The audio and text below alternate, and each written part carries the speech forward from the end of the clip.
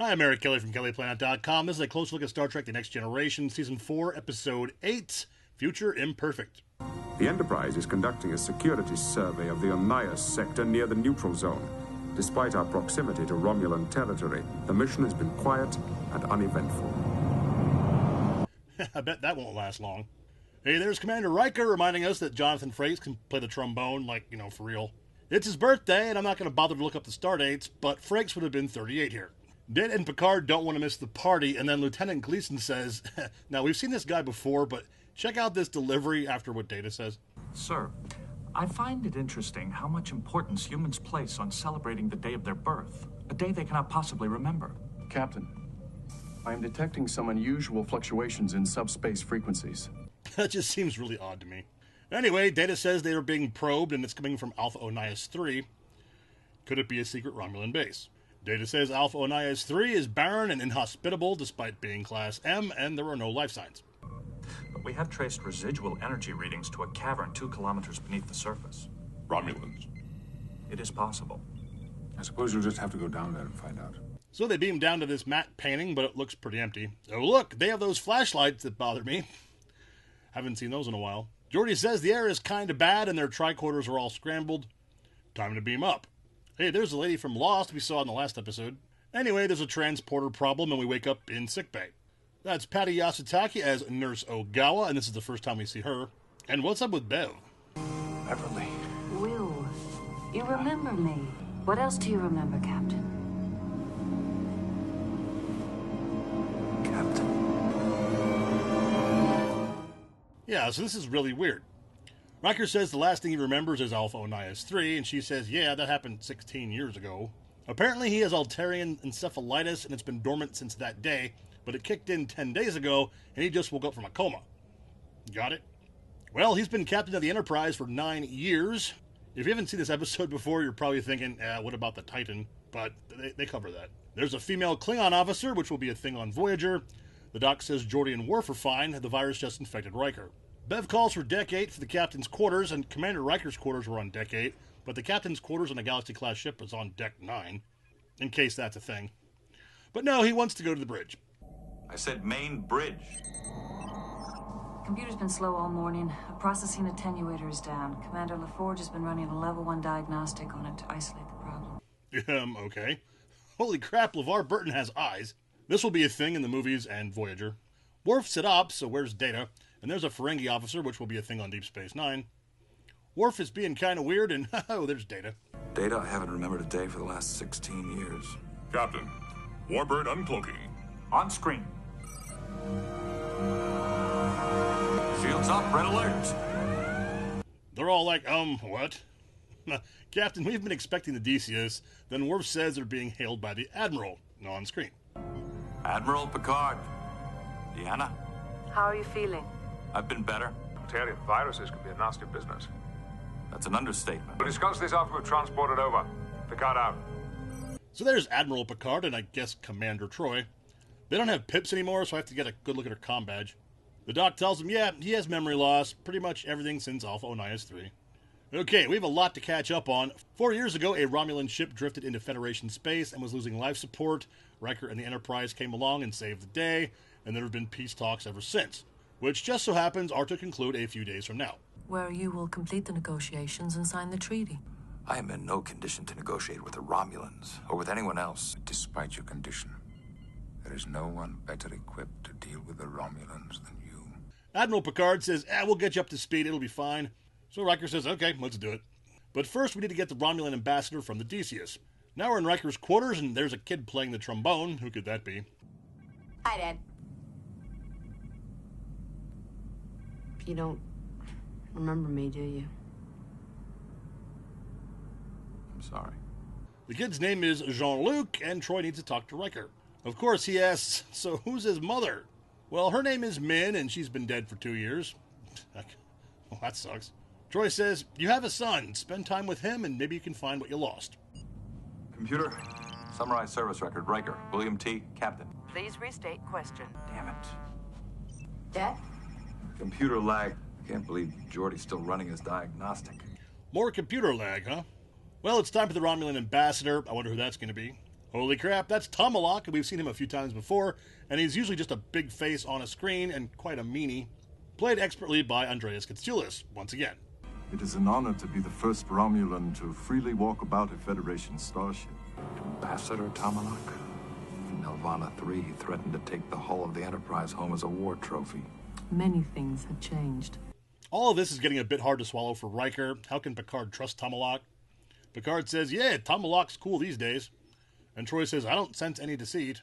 I'll point out here that his ship is named after a Roman emperor known for persecuting Christians and is synonymous with outdated thinking.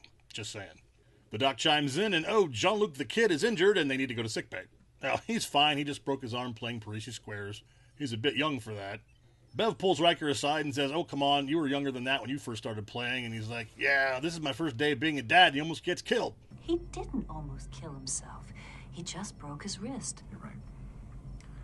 It's difficult. Can you imagine how he feels? You've lost 16 years. Jean-Luc has lost a lot more than that. Riker tries to pull up the family album of his wife, but we now get our third computer glitch, if you're keeping track. Oh, there we go, and who's a jig what? That's Carolyn McCormick. We saw her before as Minuet the Hologram. Yeah, Riker caught that too. But Geordi calls us to the bridge. He had to shut down the warp engines, but he says it's no big deal, and Riker's like, we're at the edge of the neutral zone, man. And Geordi says, no, I got it. Riker says, oh, like you fixed the computer? You are way better than this. Where did you get that scar? In combat. What battle? When? Which sector? Which unit? Yeah, a Klingon would know all that stuff right off the top of his head, so Riker tries data next. If we left immediately, when would we arrive at Outpost 23? At warp 1, 3 days, 4 hours. What about at warp 7? At warp 8? At warp 9? I'm experiencing subspace interference, which limits my abilities. I can't operate as quickly as... What did you say? Oh, Data said can't. But I'm not going to break out my contraction counter because technically this doesn't apply. And you'll see why. Perhaps it would be best if we discuss this. Shut up! Would anyone else like to speak up? Or shall we end this charade? As you wish, Commander Riker. The charade is over. We're on a Romulan holodeck. Or are we? So Riker is normal again, and Tomahawk says, how'd you figure out our ruse? And Riker points out, the computer lags. But most importantly, the mother of his supposed son never existed. Tomahawk says, well, we chose a woman your brain says you have the hots for, but Riker says, nope, she was just a computer-generated fantasy. Apparently all this is so the Romulans can find out where Federation Outpost 23 is because it defends the neutral zone, which means I'll point out again, the DMZs are supposed to be empty buffer zones, but the Romulans are always in there, and I guess the Federation has bases there as well. Okay, so no one follows the rules. Say hello to your son. Jean-Luc. That is not his name, of course, nor have you ever really met him. While I am gone, please give careful thought to your situation. The kid says his name is Ethan, and he's a Romulan prisoner too for some reason. Riker tells him, don't worry, we'll escape, but Ethan says, yeah, I tried that and hid for weeks, but they caught me when I came out looking for food. Oh, look, Tomahawk's back, and he's going to torture them for the location of Outpost 23.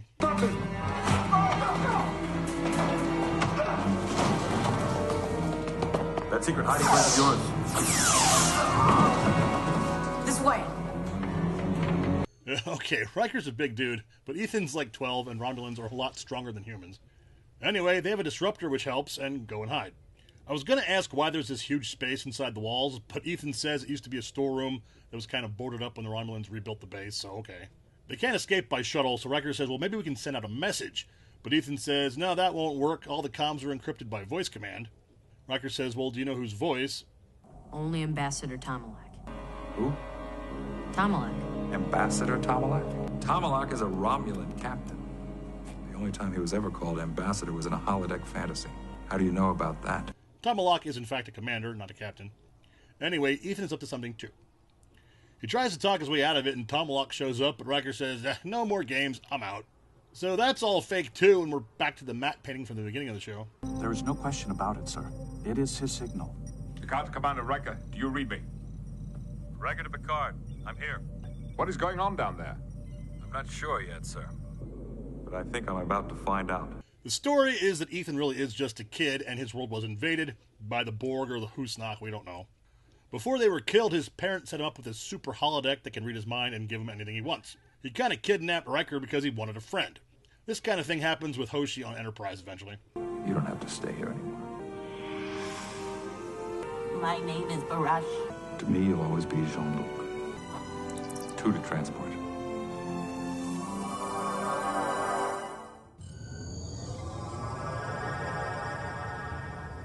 Well, obviously this was a Riker episode, but I thought it was a lot of fun, and I have to give props for several reasons. They included 2 existing characters, Tomalak and Minuet, and used them appropriately. Apparently Andreas Katsoulis was just used to being a face on the screen like his last 2 appearances, but I think he did a great job. This came out in 1990, and the precedent set here will be adhered to for decades, all the way through Insurrection and Nemesis to Picard and Lower Decks. What I mean by that is the future writers made sure that the events depicted here would make sense date-wise in future stories, and considering modern Trek's aversion to canon in some cases, that's pretty impressive. We've gotten away from the, talk about feelings episodes for the last 2, and that kind of makes me happy. I'm going for 4 deltas out of 5 here. You can let me know how you feel about that. If you liked that video, thank you. Maybe make a comment and subscribe if you want to. There's more Star Trek videos and related content on my website. Check it out at kellyplanet.com. I'm Eric Kelly. Live long and prosper.